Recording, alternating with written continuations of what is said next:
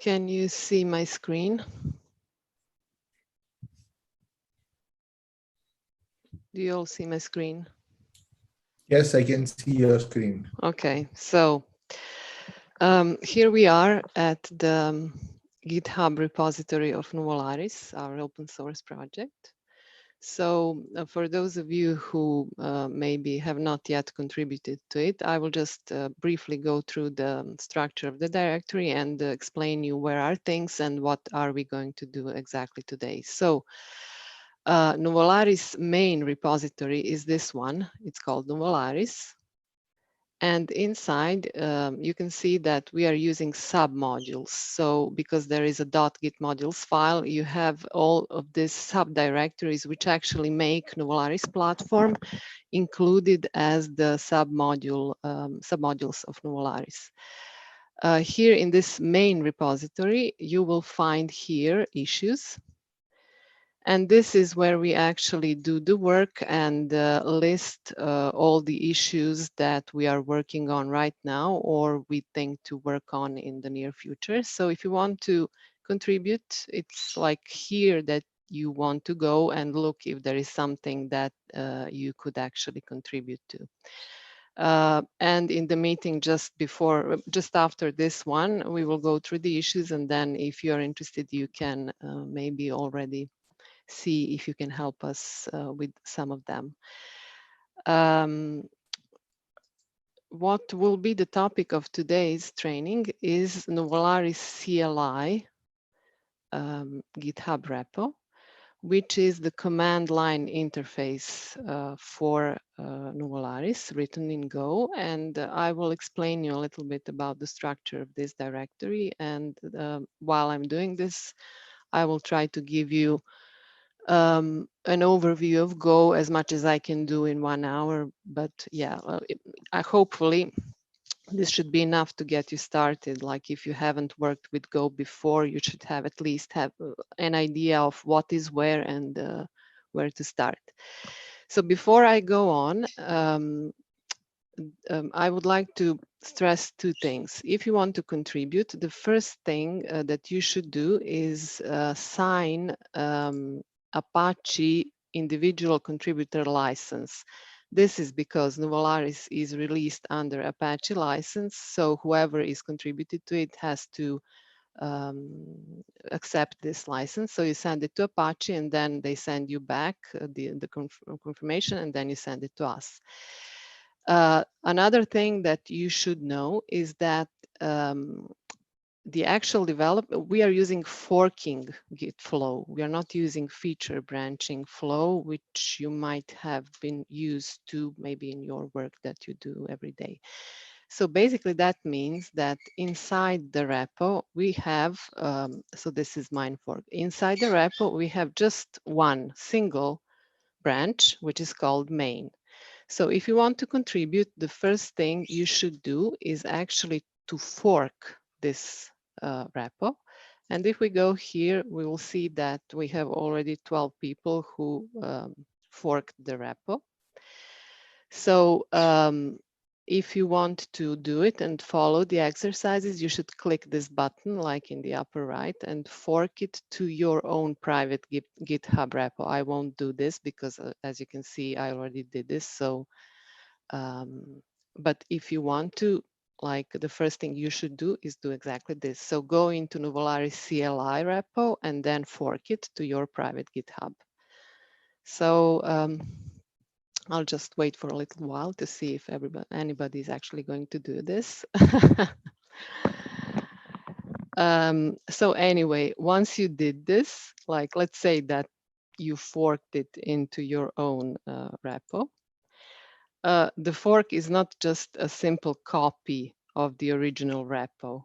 It's actually aligned with the original repo. So you can see here that my fork is actually a little bit late respect to the original repo. So I can just update it here.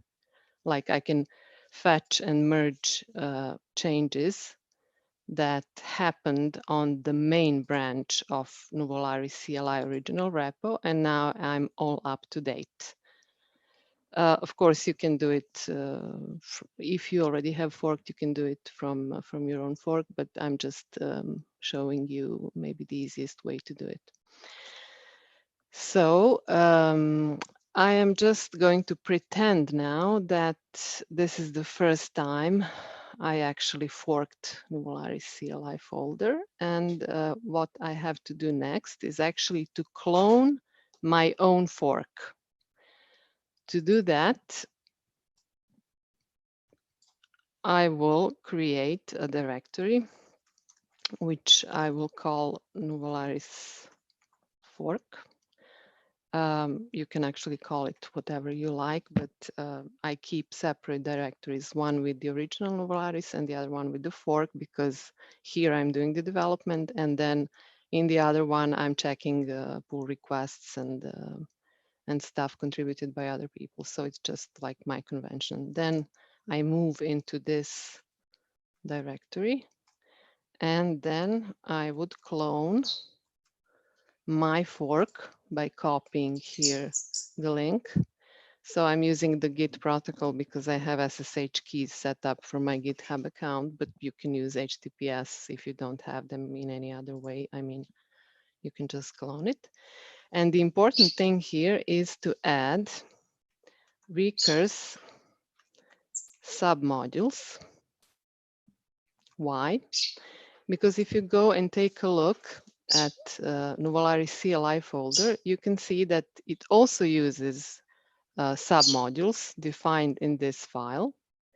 So that means that actually we are pulling the code of OpenWhisk CLI, the task tool, and the kind, which is Kubernetes in Docker cluster, inside this repo. So if you want to check out both the Nuvolaris CLI and all submodules that it contains, you just have to put -- recurse - submodule, and then it will check out the complete code of the repository. If for some reason you forget to add recurse submodule, then you can do it later with git submodule init and git submodule update. I mean, it's not the end of the world, but better to do it right away. So now I have my local copy of my fork of Nuvolaris CLI. So I want to contribute to it. So what would I do? I would actually go to the main directory of Nuvolaris and check to see if there is some issue related to CLI that I could work on. But for the sake of this exercise, I will just invent one. So you can also create issues, and we welcome you to create issues. This doesn't have to be, for example, new feature. It can be just some bug that you report or any other thing that you think is important. So, but it is important that you create issue before you actually start working and coding or contributing anything, because even though this is open source, it's not a democracy. So we have to agree and align on the issues so that we avoid you doing things that maybe are not important or we think that shouldn't be done or for any other reason. So the good practice is that you create the issue, then discuss issue with us. And then when we are all aligned, you just proceed with coding it. So for the sake of this exercise, I will just invent an issue for myself, and I will say I want to implement nuv hello command in CLI. So implement nuv hello command that should print out hello name, welcome to Nuvolaris. So like this is an argument. So I will type in nuv hello Irina, and it should print out hello Irina, welcome to Nuvolaris. So I will just submit this new issue, and I will assign it to myself. This is also important because when you look at the issues, you will see that. Let me just briefly note down. So this is issue number 73. I will just note it down. If you go to issues, you will see that some of them are already assigned to some people and some of them still not. So if it's assigned, that means somebody already started working on it. So either you should sync or choose something else. So now I have my issue to work on. What will I do next is, if you go here and check the branches,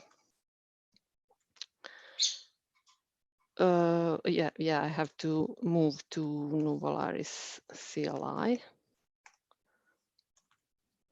You will see, of course, that it has only a single branch because that's the fork of the main branch. So I will just create a branch now and check out to it. So git checkout -b creates the branch and checks it out. So it's a good practice to call a branch after the issue you are resolving. So I will just call it issue number 73, implement nuv hello. Okay, so if I now check the branches, you will see that I am on this branch and I am ready to start working. And now what you should do is just type code dot. That means we are opening the VS Code editor inside the Nuvolaris CLI folder, this. And here the magic happens. Let me just show you.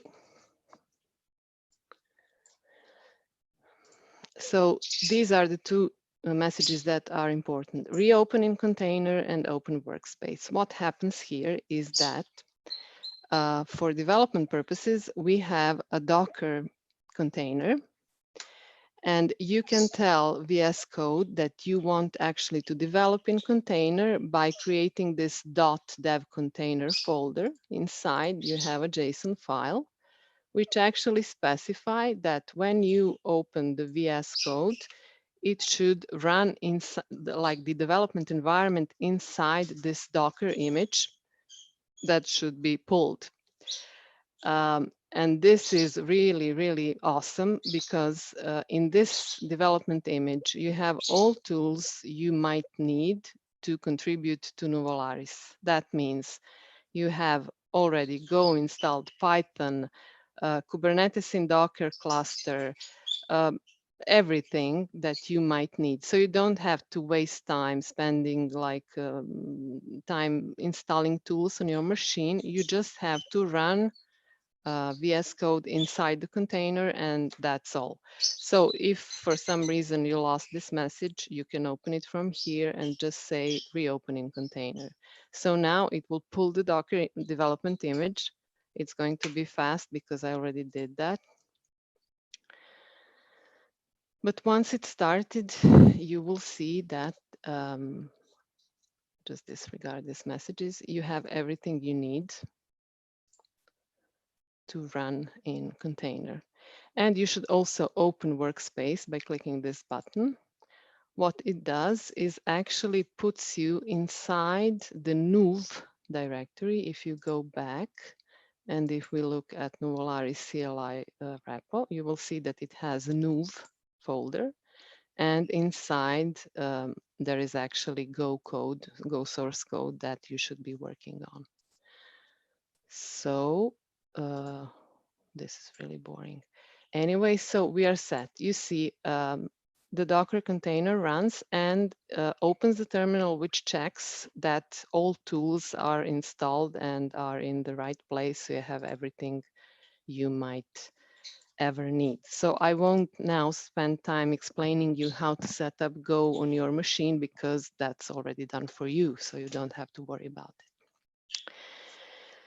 And with this, we are ready to go. So let's see a little bit how Go code looks like, how the application is organized, and how you should actually start working with Go. So the first thing you should know is that Go is a compiled language. It's not interpreted. It doesn't run on any kind of virtual machine like Java or similar languages. It's actually compiled into a binary code that runs on the machine for which it's compiled. And Go comes with a tool which is called Go, which has a lot of functionalities already embedded into it. So you can use it to build code, to run tests, to lint it as a dependency manager and all kinds of stuff. So if you just type, I don't know if you see it, maybe I can move this, no, somewhere, yeah. If you just type Go build, it will build all Go files that you see here in the Nuv folder, and it should create somewhere an executable file which is called Nuv, you see. And then if you just run something like Nuv, you will see this is our command line tool, and these are the commands that are currently supported. So here we are going to add an additional command. I'm wondering, yeah, the Docker image remembered because I already did it, but never mind, we'll do it again. The commands that are already supported, but we are actually not using Go commands directly, but we are using something called task. And we have this, which is called task file, which if you're coming from a C background, might remind you of a make file. And it actually lists the tasks that you should be able to do. So basically, the default task here is to do the Go build. So if you just run task, it will pretty much do the same thing that we did with Go build. And then you can do Go test, which will run all the test files in this folder. But you can also do task test. So as the code is developing, we will be adding more and more tasks to this file. So basically, this is how you should use it. As you can see, Go source files have extension .go. And ideally, every Go file should have an associated test.go file, which contains unit tests for the associated file. Yes, in ideal world, as you can see, this is not the case, but we are going there. So as far as the organization of the project is concerned, Go doesn't impose any strict rules. So you can basically organize your project the way you see fit. I will talk a little bit later about the modules and the packages, which are an important concept in Go. But for now, let's like in this case, everything that you do in Go, like for CLI, is currently under this Nuvolaris folder. Now, how do you distribute applications written in Go? There is no central repository as you might be used to if you're coming from JavaScript world where you have NPM, or from Java where you have Maven Central. So basically, Go doesn't have anything similar. And the code is actually just shared via GitHub or any other source repositories. So basically, when you want to include a third-party dependency, what you do is you just reference the GitHub repo of this dependency. So if we just go here, you will see we are using Kong, which is the CLI parser for Go. And just by referencing its GitHub repo, we are actually pulling it in as a third-party reference. And if it's like a decent Go code, it would usually have a link to the reference, where you can see a description of all the functions and all the stuff you can do with this tool. So basically, Go does have and a pretty decent standard library. So you can see it like when you are importing the package from standard library, it looks like this. When you are importing the third-party library, then you reference the GitHub repo. So what makes this bunch of Go files an application? So going back to GitHub repo, let's take the Kong as an example. So usually inside the repo, you have a single module. And then inside the module, you can have multiple packages. That serves like to better organize the module. And the concept of packages is pretty much similar to what you have in Java if somebody has Java background. So basically, you create a subfolder with a name, and then all files, all Go files that you put into this directory should have package name that corresponds to the name of the directory. I mean, this is not imposed, but it creates a lot of confusion if you don't do this. And then inside the repository, you usually have this file, this special file, which is called go.mod. And this is somewhat similar to package.json if you're coming from JavaScript world. So there is a keyword module that references the name of the module itself. And then inside require, you have a list of third-party dependencies used by this module and the appropriate versions. So when you see this slash indirect, it means that this particular item was not direct dependency, but was pulled by some other dependency, either because it doesn't have a good Go mode file or uses a different version. But you shouldn't worry about this because this file is maintained for you by Go. And then just to finish with this, you have the minimum version of Go to run this app. Going back to our example, we have a mod file with the name nuv. We have the minimum Go version. Then we have, oh, this is really giving me a hard time. Then we have replace keyword, which actually says that we are not pulling OpenWhisk CLI and task from their respective GitHub repos, but instead we are pulling them, as I mentioned, as local dependencies from Git submodules. And then we have the list of direct and indirect dependencies for this our CLI app.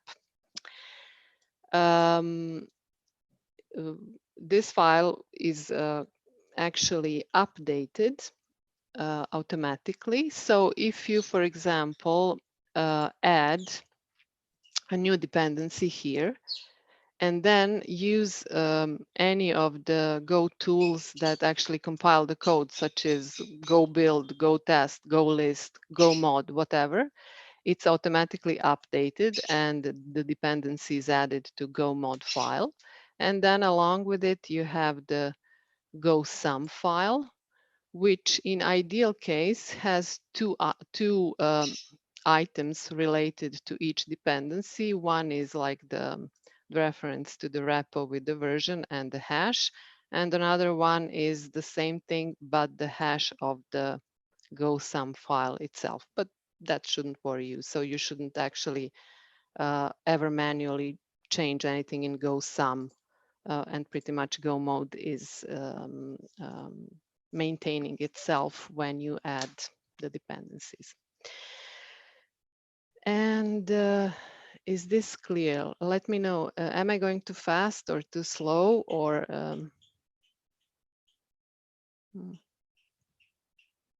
Any comments? No. Okay. So, Okay, don't worry. I follow you easily. Go ahead. okay. So now let's go back and check a little bit the syntax of Go language. You might have heard probably if you have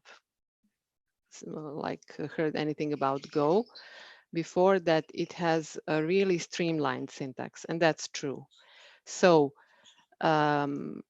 it's kind of a mixed language.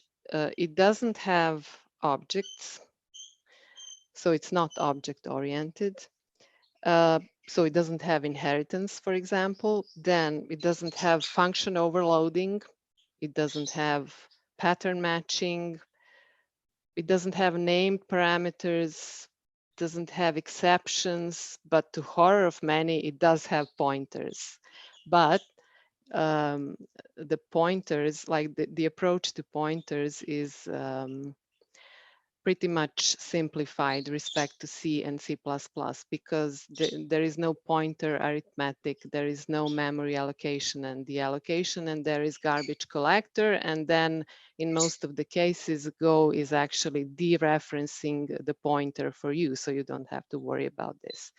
So basically, I'll explain you just a little bit later when you should actually use pointers and how are they meant to be used in Go. But just one thing that I forgot. So about distributing programs. So Go has a pretty useful tool, which is called Go install. So if you just want to compile and install some Go tool on your machine, it's just enough to say Go install, then the reference to GitHub repo at version, and it will download and compile the tool for you. So I will just show you briefly an example before I go in just to find where I put the link. So let's install a simple tool which serves for load testing HTTP servers. So you can just type in github.com/Rakel/hey at latest version. And here it is installed. And then you can just try out hey HTTPS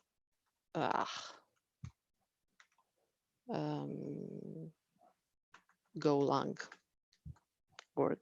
So it should actually send requests to Golang and check. Now it doesn't work perfectly, but you can see like it's measuring the average number of requests per second and time. So this is actually the idea. So you can install Go tools directly on your machine because they are compiled for the machine that you are actually executing them on. Anyway, so go back to to the syntax. Let's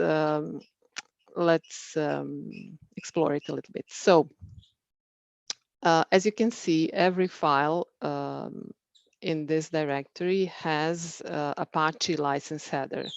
That is required because this is an open source project, but I'll show you later like an easy way how can you generate the headers even if you don't you don't have to copy paste the manually. There is an easier way. So the file has to belong to the package. In this case, this is a special package. It's called main. So all Go files in this folder belong to package main. This one, as we already seen, imports the third-party dependency to a Kong, which is CLI parser. Then here we see the definition of a variable. It uses the keyword var. Then it has the name of the variable. Then it has the type. I forgot to say Go is a strongly typed language. So every variable, everything needs to have the type. And then we have the initial value of the variable. Now, inside the same package, everything is accessible. So you can access this variable or this structure or this function. This is a special function, but in general case, you can just access it if like if they are in the same package, it's accessible from everywhere. So you can access this structure from another file here because they belong to the same package main.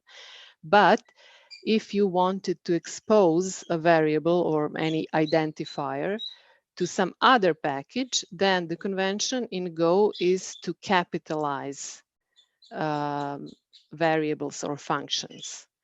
So this is really not idiomatic Go way of defining a variable because it's all uppercase. But this actually means because it's capitalized, it could be accessed also from another package if we had one, which is not our case, but this is the intent. So this is one way of declaring variables, and the keyword var works everywhere, either inside of the function or outside of the function. Then we have something which is called structure. And if you are coming from C, this might look very familiar to you. So it's a user-defined type. It starts with the keyword type. Then we have the name. Then we have the keyword structure. Then we have braces. And inside of a structure, you can really put everything. You can put either like variables of simple type like strings or integers or floats.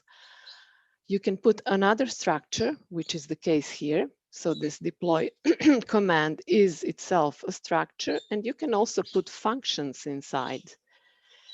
I'll go back to explaining like what this is actually when we come to writing code.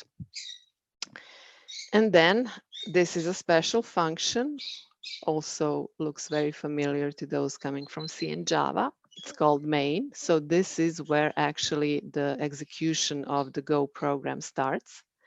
It's called main, has the keyword function, doesn't have any arguments, and doesn't have any return value. So it's not even void, as you might expect. It's just nothing. So it doesn't even have a return. And this is a special function, as we said, function main. Go is pretty picky when it comes to syntax. So in order to stop like wars between developers around where should the brace be and should we use spaces or tabs, it actually gives you just one way. So this is error, as you can see. So the brace has to be in the same line. So there is nothing much to think about this. You have to write it this way. So it's really like opinionated. So the syntax is this. So let's see at another example of a function. Here we are also importing the third-party dependency, and function is also a type, but Go is not a functional language. But anyway, you can define a function as a type, and here we see the function defined as a variable. So just to avoid confusing you, I will write it like in the usual way, let's say. So how is all code in Go is like executed in functions actually. So we have the keyword function, we have the name, you see it's capitalized. So this means that this function is meant to be used outside of this package. And when this is the case, it's usually a good practice to put a comment like this before the function, because then you can easily generate documentation with Go doc. This function doesn't have arguments, but it returns two values. So in Go, function can return multiple values. In this case, it returns a string, which is actually the home directory of the user. And it returns an error, which is an interface, but I don't know if I will have time to talk about this anyway, just accept that it returns an error. And when a function is returning an error, it is a common practice to put error as the last returning value. So you won't actually ever write error, comma, string. You will always put it like this. So error is always the last value. Here we see another example of how you can define and initialize variables. This way, like with column equals, works only inside of the function. And in this case, the type of home dir and error variables is actually inferred from the return value of this function. You see, this function returns also string and error, and then we assign return values of the dir function from this package. Actually, it's not the package, it's the name of the directory, but inside of the repository, you actually access functions by the name of the package. So if we went there and looked, we would see that inside we have the package called homedir. And then we call this function, and it returns us two values. The first one is string, the other one is error. And since there is no error handling at all, you have to think about what you will do with the errors returned by the function. In this case, we do nothing. We just propagate the error like to the caller. Notice one other thing. We have if, and then we don't have parentheses. Like the condition after if is just written like this. So in this case, if the function returned an error, we return an empty value as the home directory, and we return the error. Otherwise, if everything went well, we return the value of the home dir and nothing as an error. Okay, so maybe just to go a little bit and explain you about structures and the special type of functions you can have with structures. Let me just find a good example like this.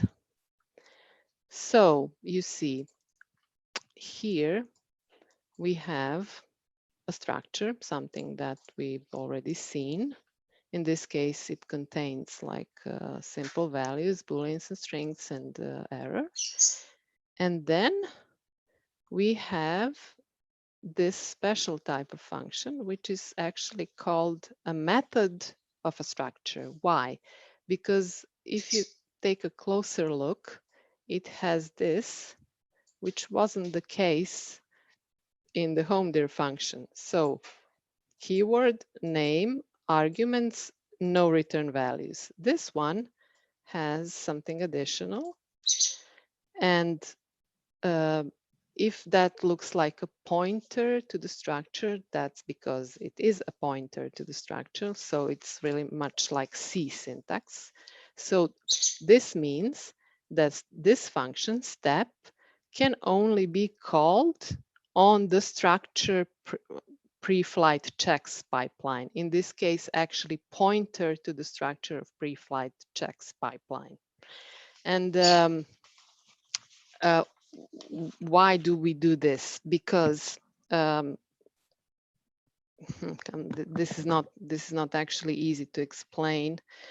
You could actually have a method on a structure that accepts just the structure itself. It doesn't have to be the pointer. But when you create a method which is actually like pointer, then you expect then that this method would actually change the calling structure, because Go is call by value, which means that whenever you call a function, the real arguments are copied into the arguments of the function, and then whatever goes on inside of the function, it doesn't really affect the real arguments.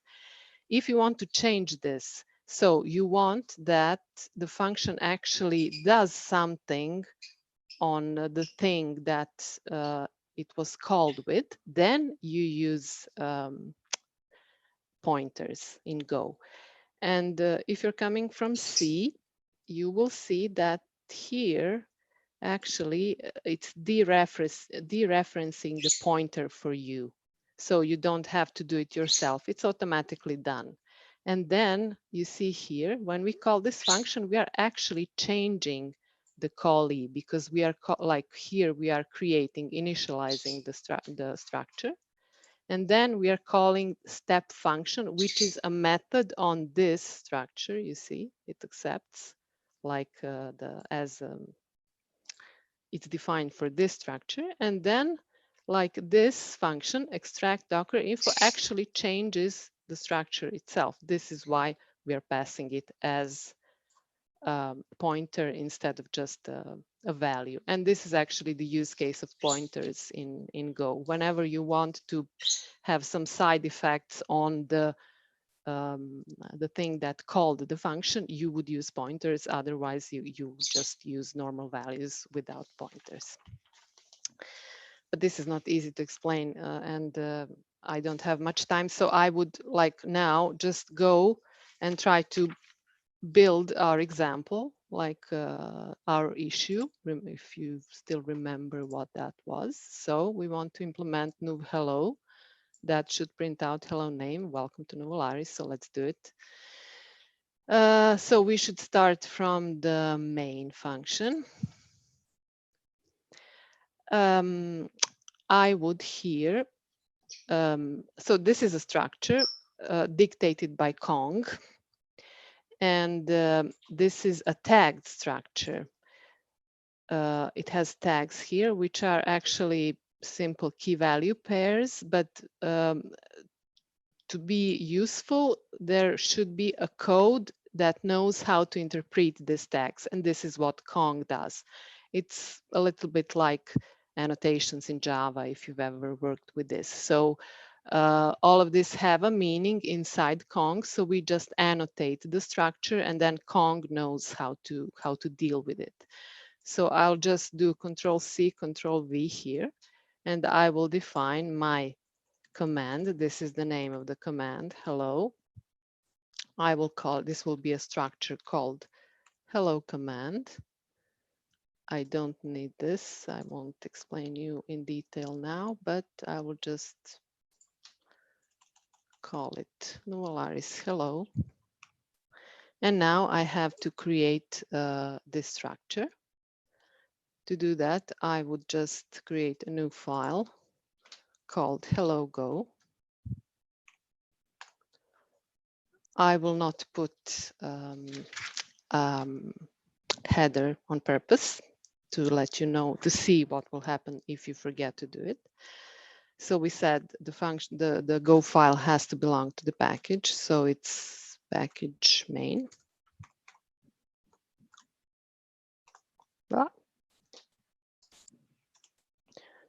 I will create a structure. We said it starts with type. It's called hello command. It's structure.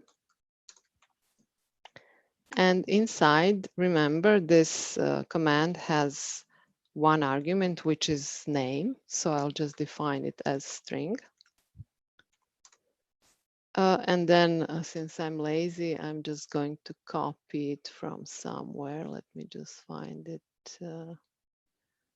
No, it should be in main also.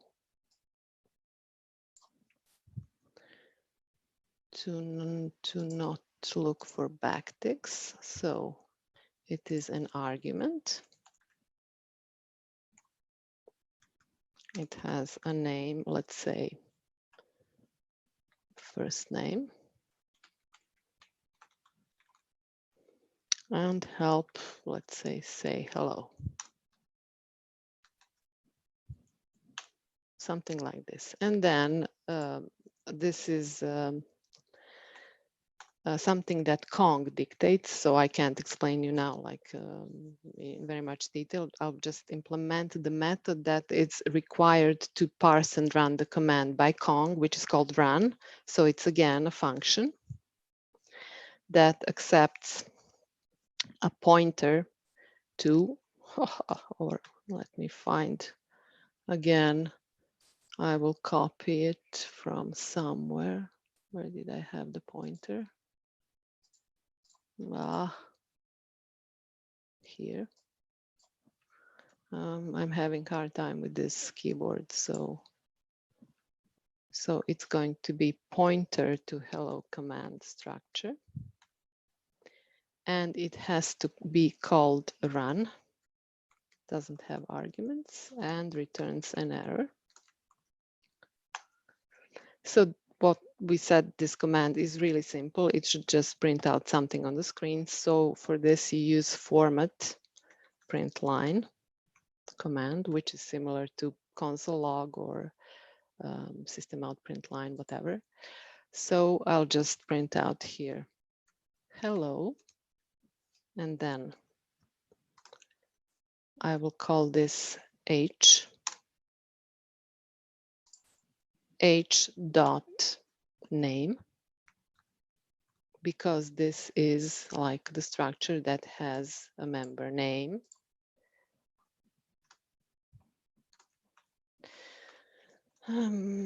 Something like this. Where is my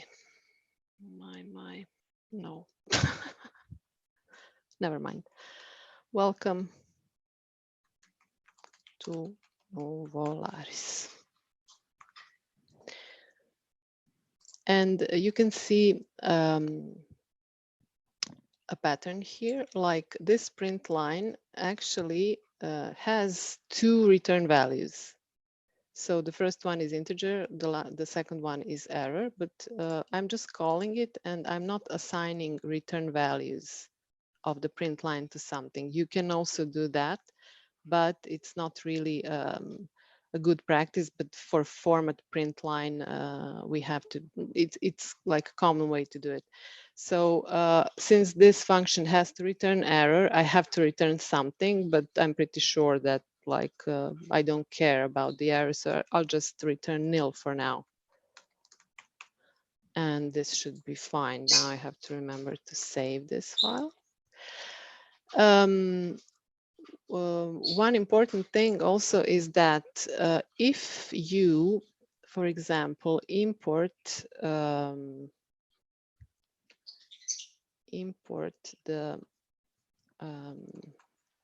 the library, the package that is not used, like in this case, it will be a compile time error because Go tries to minimize the size of your binary, like compiled binary file. But Visual Studio Code is smart enough so that when you save, it will actually remove it because it's not used. So, but anyway, like even if that wasn't the case, like Go compiler would complain. So at this point, it looks like it might work. So I'll just open, let me check if I saved everything because I often forget to do this. I will just open the terminal, which I already have, and run task to see if everything builds. Looks okay. So let's try it out. Nuv hello. Oh, well, I have a space, but we can fix that. Again, task.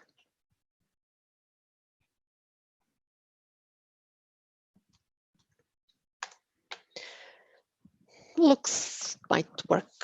So let's try.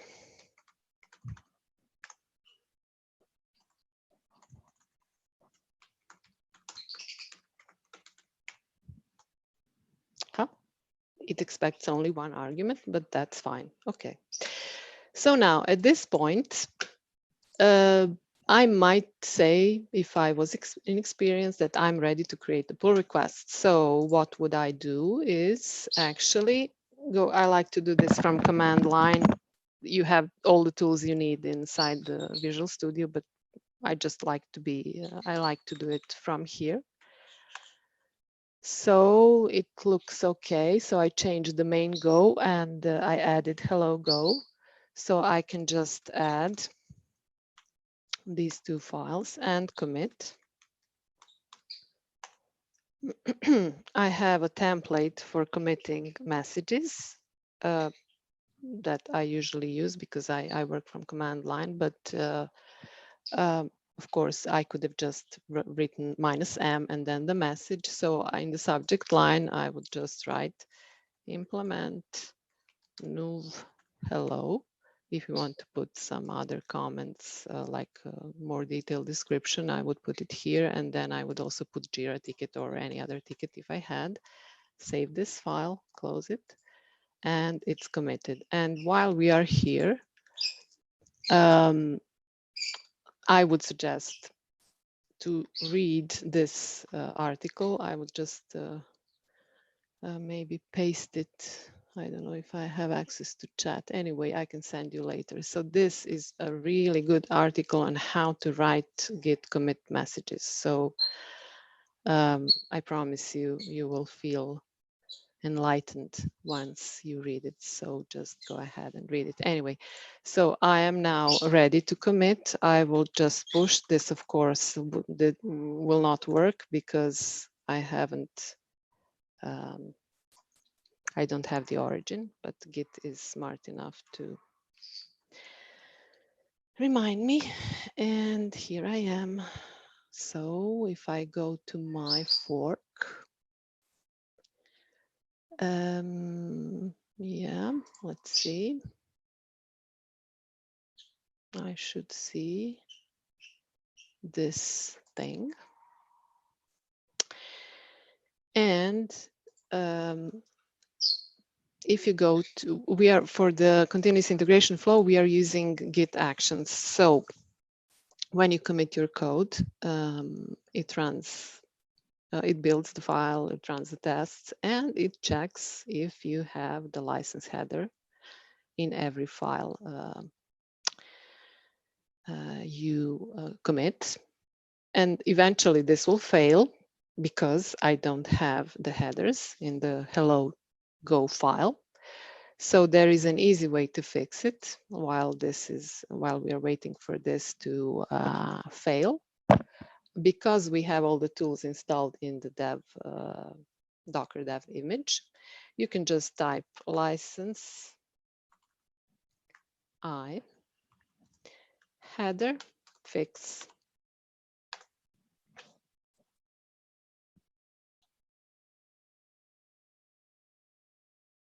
And there should be one fixed file. So you see magically my hello file now has a header.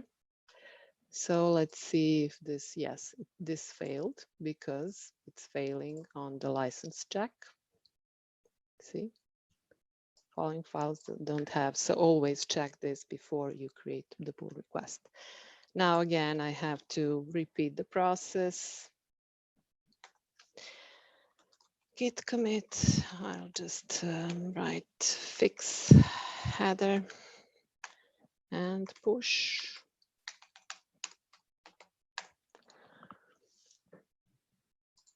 And we can check like later that it will actually pass.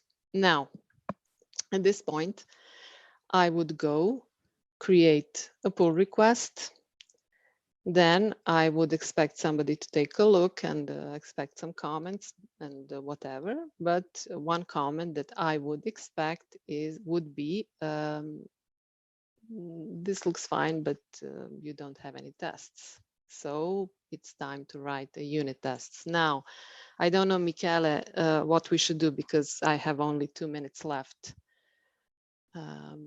Maybe I should stop here and Probably yes, because yeah, we have to do. Because we are running out of time.